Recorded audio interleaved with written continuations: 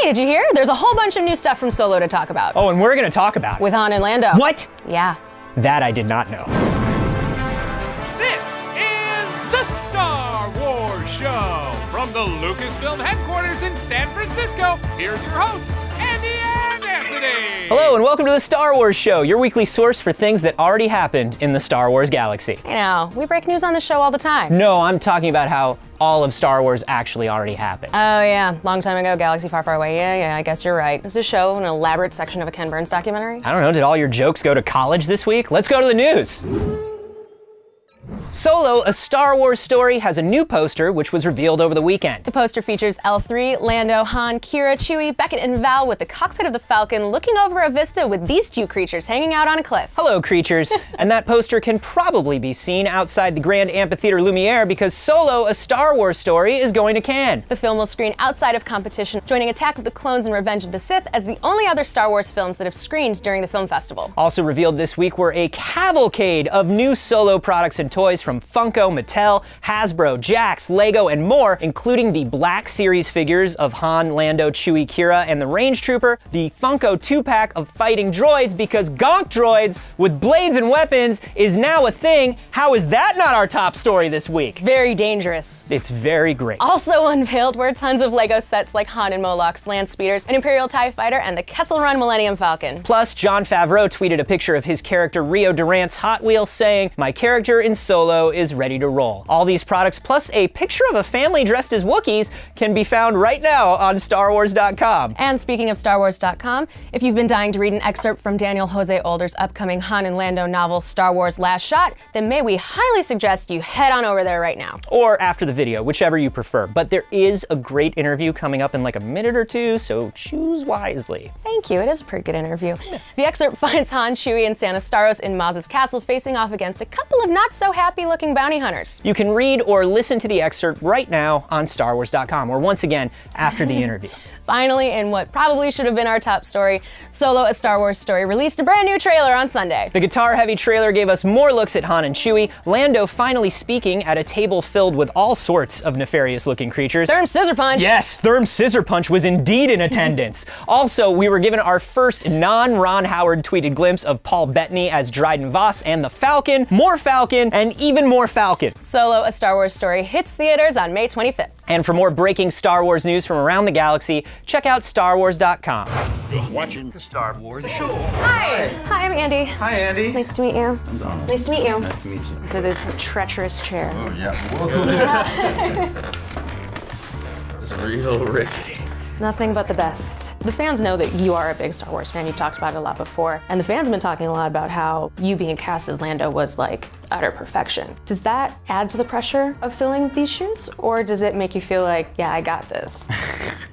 You tend to do a better job of things when you're a fan. You have standards a little bit. Like, you just know what you would hate Right. a little bit more. I think you just be like, oh man, if that happened, you'd be like, oh, this is whack. So what did you do when you found out that you got this role? I said a lot of words I probably can't say here. I was just kind of like, wow, oh my God. It's crazy, you know, like other roles that I've gotten, you call people, they go, wow, that's amazing. With this one, it's so enormous that you call people and they're like just silent. They're just sort of shocked and stunned. So there's a lot of that. Where is Han in his life at this point in the timeline? How is he different than how we've seen him in the past? I think you're meeting him at a time where he's younger and he's more of an idealist. He still has kind of a romantic vision or a feeling that he's gonna get out of this. He grew up in pretty rough circumstances, so getting out of that and making a life for himself. Did you use the original films as most of your inspiration, or were there other sources that you drew from to inform your choices? The day I found out I got it, I remember I bought like a whole pizza and went home and watched Empire Strikes Back. That was definitely the beginning, but then I just watched a bunch of other cool 70s stuff that I thought would be like his kind of style. You sort of like early on absorb all the original movies and look at everything and try to take that in and get the spirit of it and just like feel it in your bones a little bit. You don't want an imitation in this kind of thing. Right, because then you'd just be like imitating Billy D. Yeah, you just want somebody to exude that feeling currently.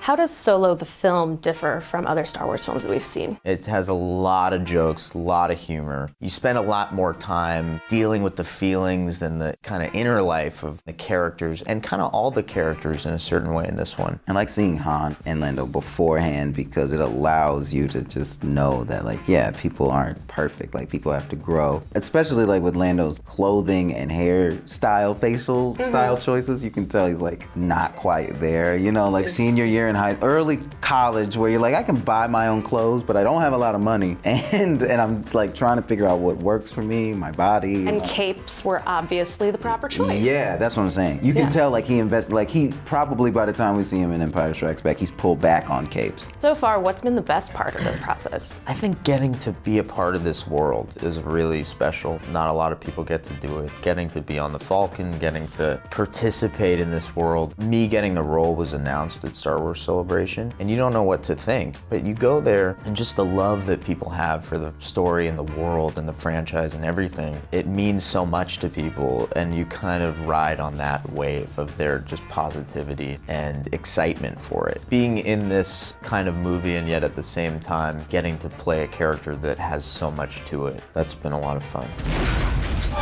Here we go. Hold on, let me Velcro. And now you're Muff Tack. Can I adjust Muff Tack's Velcro? No one can adjust Muff Tack.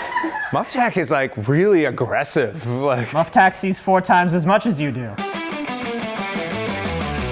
I'm here in New York at the headquarters of Tom Spina Designs and Regal Robot with the man himself, Tom Spina. Thanks for having us. Thank you. It's great to see you again. Now, fans of the show probably know that you help us out with all kinds of things, from alien costumes to gonk droids, but you do a lot of work with costumes and props and all kinds of movie memorabilia here in the studio. We are super lucky. We have the best job in the world. Tom Spina Designs is this weird Swiss Army knife of a studio where we get to do everything from bronze busts and wax figures and sculptural stuff to making monsters for your show, and even restoring original movie props for places like the Lucasfilm Archives. We made Muff Tack in late 2011 in about 2.5 weeks for a Volkswagen Super Bowl commercial. It's this really fun wearable costume, and whoever puts it on, everybody just wants a hug. Everybody wants to take pictures with you. It is I, Muff Tack, attorney at law. I demand justice. So in addition to all of your work on costumes and props and restoration, you are now making physical objects for people. It's the coolest thing in the world. For a kid who grew up buying Star Wars toys, to actually make Star Wars products is a dream come true. What we have here are some of the latest versions of our Mandalorian, aka Mythosaur, aka Bantha Skull if you're old like me.